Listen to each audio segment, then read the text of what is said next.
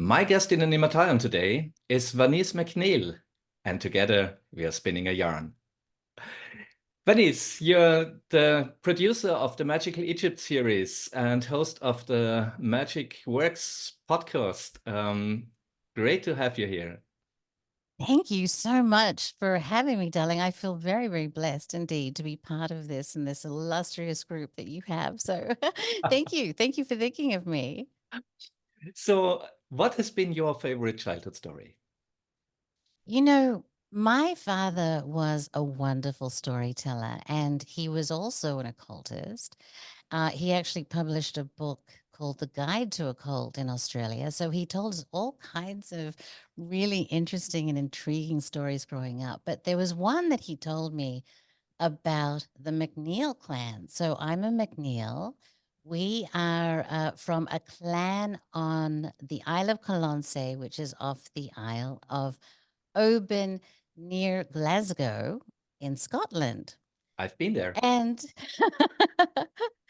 and it was the Isle of Colonsay is kind of near the Isle of Barra, and the Barra Island had two clans on it. There was the McNeills, and let's call them the McDougalls.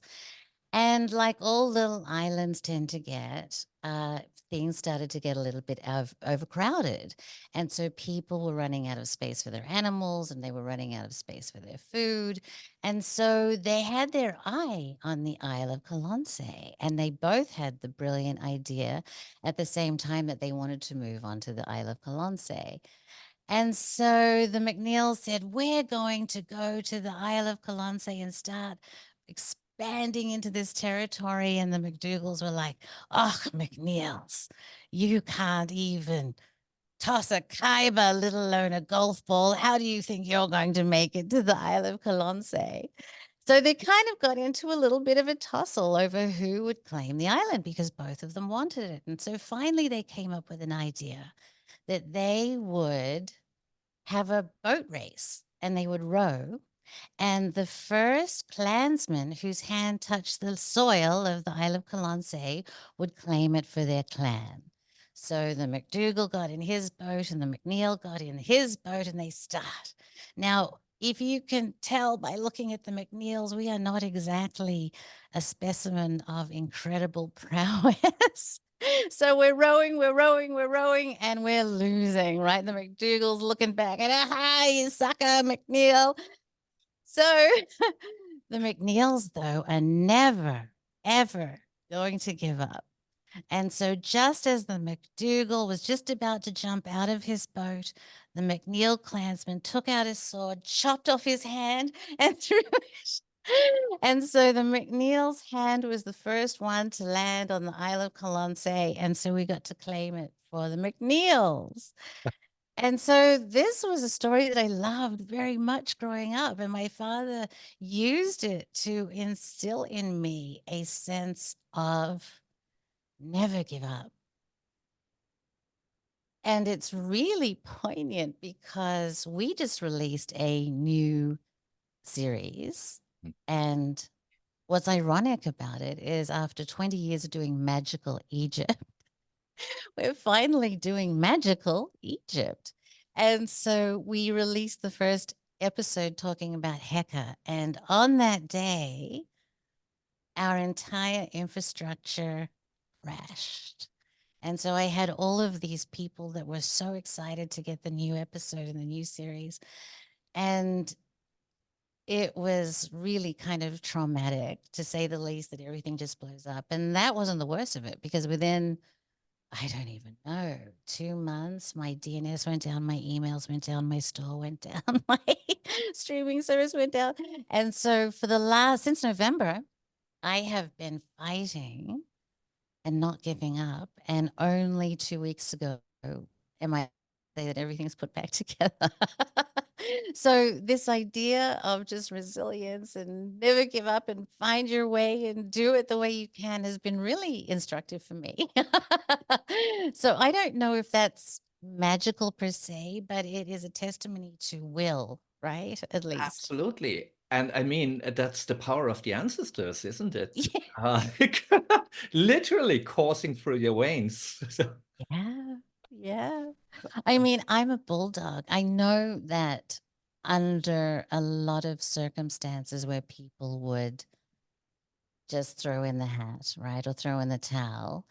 I do feel that this strength is very much with me, and not just on this, but this is poignant because it has been literally hell for the last few months. But if I set my sights on something, then I'm have a good chance of having it come to fruition. Grasping it with Even if I have, and believe me, I have had to cut off my hand to get it. But yeah, I mean, yes, I do what it takes, darling. I do what it takes, um, and honestly, I haven't had to cut off my hand, but I go the distance. You know what I mean? I'm willing to do what needs to be done, and so I really do truly feel that that story has given me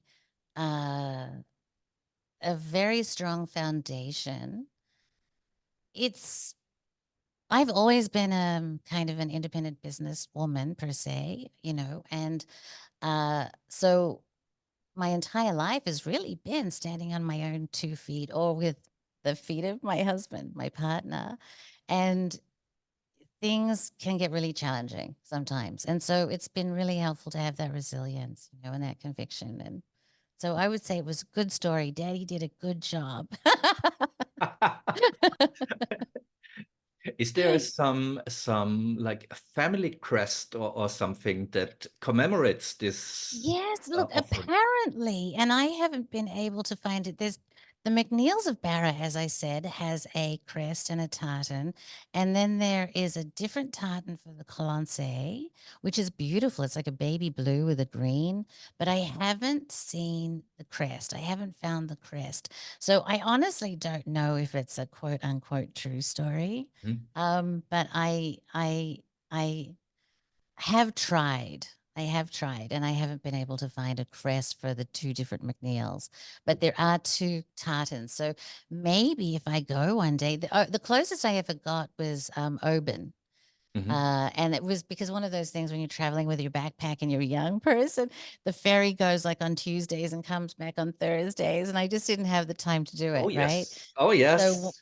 Been there, done that. yeah. So one day I will get out to Colonsay. Apparently it's very boring, but it would be lovely to just go and sit in a pub with a bunch of McNeils. And who knows even who's there anymore. But my father did do it. My father did do it when he was younger. Yeah. Great. And thanks to him, you carry on this story. And Yeah. now maybe some other McNeils out there hear of Yeah. it. And Hopefully I can be an inspiration for other McNeils. I've got some young nieces, and my brother has 3 very young children, like 2, 4, and 5. So maybe he can also carry on the story with them. But yeah, let's see. Let's see if the McNeils can get onto this crazy story. yeah. And we're back because, as the Plot story thickens. goes, there is more to it. Vanessa, thank you so much for coming on the show again, or to do Yeah, no the problem, follow-up. dog. It's so interesting though, because you really inspired me to look into this crest situation. And one of the things that's always been hard that my father told me is that there's this, I'm a McNeill, which is the son of Neil, and then there's O'Neill, which is the grandson of Neil, and all that, and then there's all these different spellings, and it's all been very complicated. But I was able to find a crest with a red hand. Now that came up because of something that you told me. So Yes, yeah. yeah. After we finished our first conversation, I said, I know this story from the coat of arms of Ulster, because the northern province of Ireland, Ulster, they have the red hand in their coat of arms. And I've heard about 2 Viking captains who were discussing whether which ship could be there first and start pillaging, plundering, raping, and so on. And they had the All same the fun thing. Whose things. hand touches the shore first?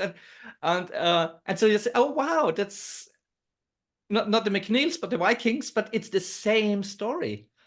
And It's then we talked about how in my experience, stories are living entities. They're like spirits, and they procreate through us.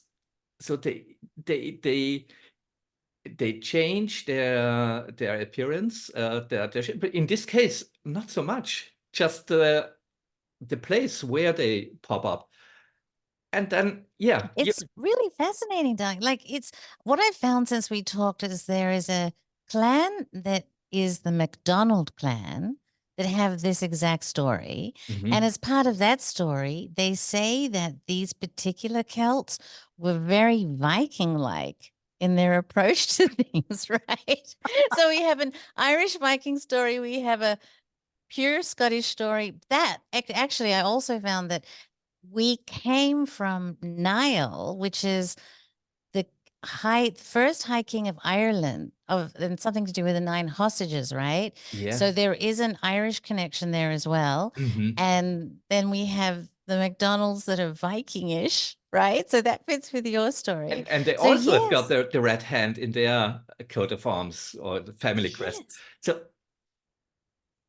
somewhere in there at the beginning, there has to be something like a human offering to the land, I think. yeah. Or It's archetypal and it is a blood sacrifice, yes, right? yes, Okay. yes.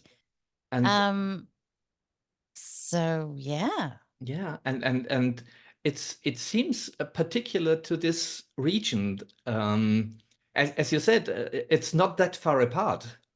Northern Ireland, the Scottish Isles. So um, it must have been a story that grew and had been passed down to your family lineage and also to others.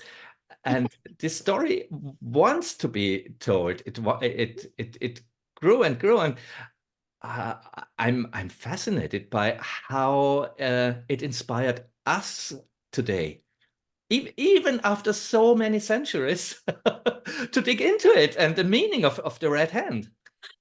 It really look, it's funny. I have had two reactions because I've told this story a few times, right? And people kind of love it and then they don't believe it at the same time. And look, I always had it close to my heart. But it's like, is it true? Is it mythology? But it is kind of like it really is an archetypal kind of thing. And that's probably why. Can you imagine all these Scots all over and Irish all over the telling the same story about their family lineage and then they get into a pub or something? But yes, like it has kind of mutated, obviously. Hmm. And Yeah. we'll have to think a little bit more about really kind of what is the iconic message in Hmm. there. Hmm. Of course, it's the connection of a family to the land. So that's very, very old, and it's just, I mean, it's a good story. Yeah, It's it's short. It has this surprising twist. It's brutal, yeah. and you never forget it once you've heard it. So it has all the elements that can be very easily transported over time. Um, yeah, perfect example for that. It's also funny, the guy that wrote the article about the McDonald's story, he did a very good job in telling the story, and his name was Simus McNeill. Mhm. So I don't know. It's all a big knot Yeah, of and maybe if you say your family name derives from the first hiking of Ireland, there are so many stories of the king that has to be wedded to the land. Uh, yes. so and a sacrifice would do it, I suppose. And Yes, isn't that the king the the there's so much mythology and honestly it's like really ridiculous as a person of Celt heritage that I'm so unaware of it, right? And a friend of mine, Shauna Home, I don't know if you know her, but she's an Ombanji. She's a Gaelic medicine woman, and she just Mhm. wrote a book, and she was filled it with all kinds of amazing stories of Celtic. And there's things that in there that kind of lined up with even um, Taoist philosophy. Mhm. You know, they have Mhm. this whole thing about the cauldrons that kind of match up with the Dantians and all kinds of things, which is amazing. Ah, But I oh. had very little knowledge about it, except perhaps, you know, the King Arthurian stories, you know, Mhm. which really aren't Scottish per se, but they're, but there's always, yes, the sacrifice of the king, and to bring in the new king and all of that kind of. Yes, yeah, and there's also a mythology I like, that also shows up in Irish and Welsh mythology of the god who loses his hand. There is Lou. I'm not sure I pronounce it right. The Irish Gaelic, um, and um, and he loses his right hand and is therefore not fit anymore to rule. And there is so much going on there, and it's a mythology that pops up over and over again. We find it again in Tolkien's Silmarillion, and up until to Jamie Lannister in Game of Thrones, Yes. who Oh, has to lose yes. his hand, and nearly every time we find this motive, the hero has to learn to fight with his other hand and gets better at fighting than he It's was before. So true. Yeah. There's a very, lot there. very interesting. And it doesn't have to be historically true to be mythologically and poetically true. So that's a story that accompanies us for, I think, millennia. Yeah, yeah, yeah. Look, I'm going to have to get my nephews and nieces onto it now because I don't even know if my brother has shared it with them. But you've revitalized my interest in it, my love. So thank you for that. Thank you so much. And as I said before, it's been such a pleasure. And Oh, thank you for the quick follow-up. my pleasure, darling. Let's see Thank you so where much. the red hand leads us. And I know. I'm going to we'll look into follow. it. Really, I'm going to. I might have to do some research on that myself now. Thank you Wonderful. so much, darling. Thank you. Bye bye. The world is magic.